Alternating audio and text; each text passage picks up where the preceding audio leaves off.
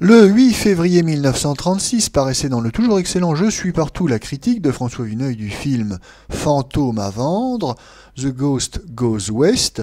Notons également que François Vineuil devait publier une critique sur ce même film dans l'Action française le 14 février. Nous écoutons la critique parue dans Je suis partout, texte intégral. On va enfin voir à Paris au cinéma Byron le film tourné par René Clair en Angleterre et qui fait salle comble depuis plus de 2 mois à Londres et à New York. René Clair, à son habitude, mûrissait et polissait depuis longtemps son scénario, dont quelques lignes sont empruntées à une nouvelle américaine, tout le reste recréé ou entièrement imaginé par lui-même. Le scénario était irréalisable en France, tant pour son esprit que par le matériel et les acteurs qu'il exigeait. Mais quand René Clair, après l'échec du dernier milliardaire, s'est décidé à passer la Manche, c'est à son histoire de fantôme qu'il a pensé aussitôt. Ce fantôme n'a rien de sinistre ni de burlesque, ce n'est pas non plus un revenant anonyme, c'est un charmant gentilhomme écossais, Murdocho Glory, trépassé au XVIIIe siècle, durant une guerre avec les Anglais. Son père, un vieil ivrogne entêté, lui avait enjoint de vider, avant de combattre l'Anglais, une querelle séculaire avec un clan voisin, les MacLagan. Le pauvre Murdoch s'est acquitté assez mal de ses nobles tâches. Il aimait trop les bergères, il en a découvert une entre les deux armées, et pendant qu'on lui posait des devinettes, son jeu favori, les hommes du clan lui ont volé son épée. Il a dû battre en retraite et il a sauté avec un baril de poudre derrière lequel il cherchait un asile. Son irascible père le condamne à hanter le manoir de la famille jusqu'à ce qu'il ait racheté son honneur en châtiant un descendant du clan MacLagan. 200 ans après, le dernier descendant des Glory, Donald, vit en bonne intelligence avec le fantôme familier de Murdoch, auquel il ressemble trait pour trait, mais en très mauvais termes avec d'innombrables créanciers qui ont la rapacité classique des Écossais. Il ne reste plus qu'à vendre le château à une famille d'Américains, les Martin, magnats de l'épicerie. Miss Peggy Martin rencontre nuitamment le fantôme, ravie de trouver enfin une aussi jolie fille dans sa morne ronde. Peggy n'a pas peur. Elle pense voir Donald déguisé. Murdoch commence à poser ses devinettes, mais au moment du baiser qui sert de gage, la grosse voix chargée de whisky du père Glory retentit pour rappeler son rejeton à son devoir de spectre. Donald vend le château à M. Martin. L'Américain décide incontinent de l'emmener pierre par pierre en Amérique. Donald est du voyage, de même bien entendu que Murdoch, le fantôme, qui se manifeste sur le paquebot et devient la grande attraction du voyage. Mais pour sa première nuit dans les docks de New York, le pauvre spectre tombe au milieu d'une telle fusillade de contrebandiers et de policiers qu'il trouve l'Amérique beaucoup plus désagréable que jadis la bataille avec les Anglais. Il obtient de rester provisoirement invisible. Cela ne fait pas du tout l'affaire des Martin, qui avaient alerté toute la presse, annoncé un magnifique fantôme à leurs amis.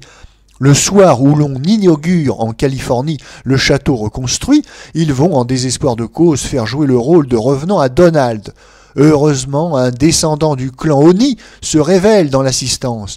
Murdoch vient dans un nuage shakespearien le ridiculiser et lui arracher l'amende honorable.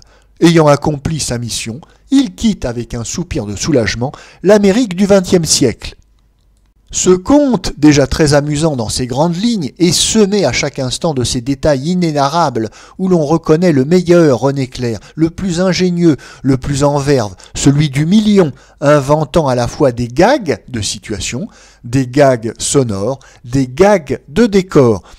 C'est toute la guerre du prologue avec son armée indécise dans le choix de son ennemi, les Glory et les Anglais, ces boulets qui ne parviennent à effrayer que les troupeaux de moutons, ces vieux messieurs hargneux et cagneux que René Clair poursuit de sa joyeuse et traditionnelle férocité. C'est l'arrivée du fantôme à New York. Un diptyque nous montre la Chambre des Lords de Londres et le Capitole de Washington discutant de cette grande affaire. Des opilantes oppositions d'accent, d'éloquence, de thèse. Les Anglais voient dans ce départ une funeste atteinte au patrimoine national. Les députés américains, sur un ton de meeting, exigent que le fantôme soit astreint au contrôle des agents de l'émigration. Tout New York se presse aux fenêtres, répand les serpentins et les confettis des grandes réceptions pour voir passer une torpedo portant un chauffeur bien stylé et sur la banquette arrière vide, une pancarte réservée aux fantômes. L'aspect du manoir reconstruit dans la campagne californienne est impayable. Madame Martin admire, ouvrez les guillemets, « Je n'aurais jamais cru qu'on pourrait le refaire aussi neuf », fermez les guillemets. Monsieur Martin n'a pu résister à l'envie de mettre une gondole vénitienne dans l'eau du fossé. Il a installé sa radio dans une armure, déguisé un jazz nègre en cornemusier écossais, placé la nuit un faisceau de projecteurs derrière le donjon et le chemin de ronde. Quel charmant et continuel jaillissement! Le guignol étriqué et laborieux du dernier milliardaire n'est plus qu'un fâcheux souvenir.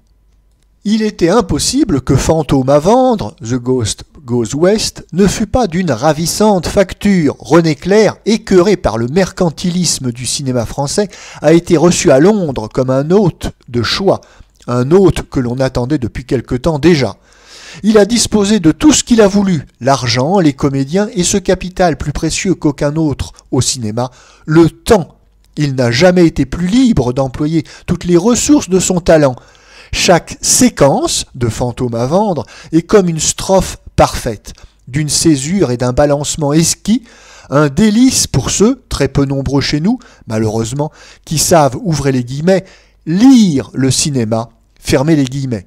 René Clair est plus que jamais le seul Européen qui possède à l'écran la maîtrise, la précision, le sens de l'ellipse et du rythme des plus illustres Américains. Mais pour des Français allant voir à Londres The Ghost, une inquiétude subsistait. Y retrouverions-nous notre René Clair? Ne regretterions-nous pas la métamorphose d'un artiste si français? Dès le premier tiers du film, on voit que ses craintes étaient superflues. René Clair, de l'autre côté de la Manche, demeure semblable à lui-même. Le cas est très rare dans le cosmopolitisme banal du cinéma. Mais il s'agit avec René Clair d'une personnalité trop bien trempée pour subir les alliages du hasard. Il explique volontiers les affinités qui ont toujours existé entre son goût comique et l'humour anglo-saxon. Le public français se divertit surtout de sa propre supériorité, comparée au ridicule, aux faiblesses des fantoches qu'on lui montre dans les farces et les vaudevilles. L'humour se moque plutôt du spectateur ou du lecteur, le dupe, et le spectateur y prend le plus grand plaisir. Un quelconque vaudevilliste français, exilé à Londres, eut grossièrement copié quelques lieux communs du comique britannique. René Clair a pu répondre aussitôt au goût de son nouveau public sans rien aliéner de ce qui lui appartient depuis toujours. Il traite un sujet spécifiquement anglo-saxon, l'opposition des insulaires et des Yankees, avec des touches infiniment justes, mais avec l'ironie qui lui est propre. C'est grâce à l'admirable netteté de la technique que cet art discret est aussi vif et mordant. Il sait toujours envelopper sa malice de son inimitable poésie, qui fait la grâce des duos de la jeune fille et de l'aimable spectre. Il n'y avait que René Clair pour imaginer ce fantôme juvénile et entreprenant, équilibré avec autant de tact dans la fin de son film, et pour un pays où l'on croit toujours aux revenants, le comique avec une sorte de majesté. Les Anglais raffolent de René Clair et l'ont accueilli avec enthousiasme parce qu'il est René Clair. Il n'avait aucun besoin d'un copiste. L'éloge qui a le plus touché l'auteur du million est celui d'un critique londonien reconnaissant dans The Ghost l'ouvrage d'un délicieux artiste de France. L'interprétation lourde et saccadée du dernier milliardaire était la principale responsable de son échec. René Clair a retrouvé à Londres des comédiens de son choix, souples, disciplinés, instinctifs, tant parmi les Anglais, comme Robert Donat, comédien shakespearien, meilleur encore dans le rôle du fantôme Murdoch que dans celui du jeune Donald, qu'américains, comme Eugène Pallette, yankee d'une truculence typique. Une grande partie du dialogue de M. Sherwood m'échappe. Je sais que l'on s'en délecte à Londres et à New York.